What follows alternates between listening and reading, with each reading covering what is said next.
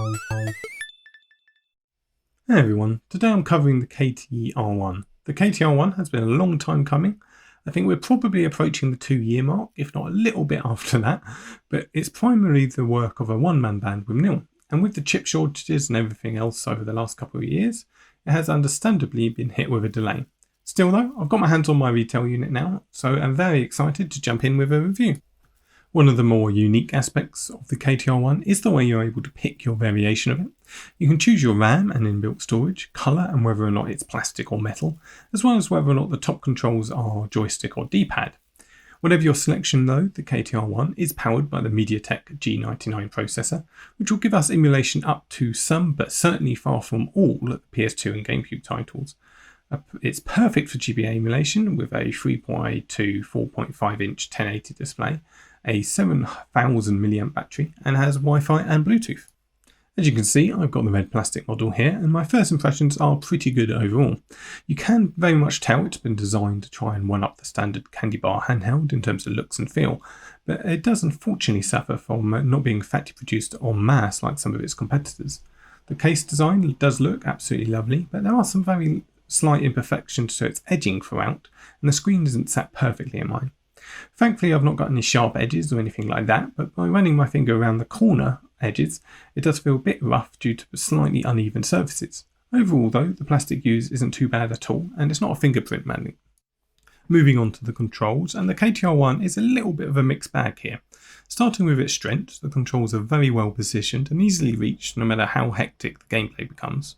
The buttons are also very nice, slightly petite size, and have a really nice level of resistance to them, which is great. Unfortunately though, they do pretty much press into the shell, which is slightly disconnecting on the plastic shell, but I imagine gets very annoying on the metal shell. This is a real shame for me, as otherwise the buttons aren't bad at all, and as I mentioned, fall into this Goldilocks level of button resistance for me, which is really dampened by the fact that your thumb ends up rubbing against the shell and causes a bit of button fatigue that would otherwise have been easily avoided with slightly longer buttons. We do have 4 Android function buttons on the front that are completely functional, pretty quiet to use, and are very non-intrusive, which is great. The joysticks feel really nice. Despite being concaved into the shell, pressing L3 and L3 is very easy to do, and you feel like you've got complete control over the sticks. They work very well in terms of positioning with the face and shoulder buttons too, which is also great to see. Unfortunately, the D-pad is probably my least liked aspect to the KTR1's controls. There's next to no pivot in any direction, so my thumb just sort of glides around its edges. Pulling off diagonals is super difficult to do due to this limited pivot, and your thumb just really starts to just rub against the D-pad even after a short amount of game time. If you're simply holding one direction at a time, it's passable, but in pretty much any other circumstance, it's unfortunately just not a great D-pad, which is certainly a shame. The shoulder buttons are a little on the small size, but the L2 and R2 buttons are slightly raised, which makes them very reachable. The shoulder buttons themselves are very nice in terms of button press, but they are incredibly sensitive. So if you're the type to rest your fingers on the shoulder buttons while playing, it will certainly take some time to get used to in terms of not accidentally pressing the buttons when you don't want to. I've been able to adapt pretty easily and quickly, but they are particularly sensitive. So the firmware is very much a stock Android experience, so I won't focus any time there, but instead cut straight to some gameplay footage and summarise back up at the end.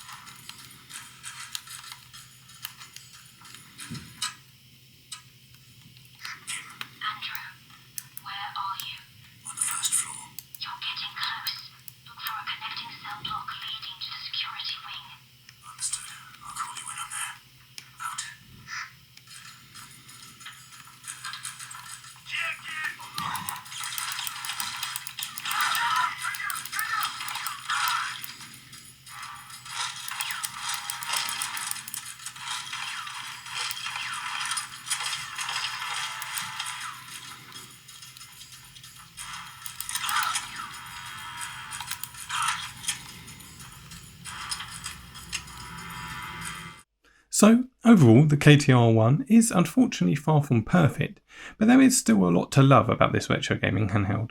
Neil's done a fantastic job in my opinion to have got this to retail, and although it wouldn't be my first recommendation to those new to the retro gaming handheld scene, it's still very much a good handheld that I don't regret picking up myself. That's it for now though, thanks so much for watching.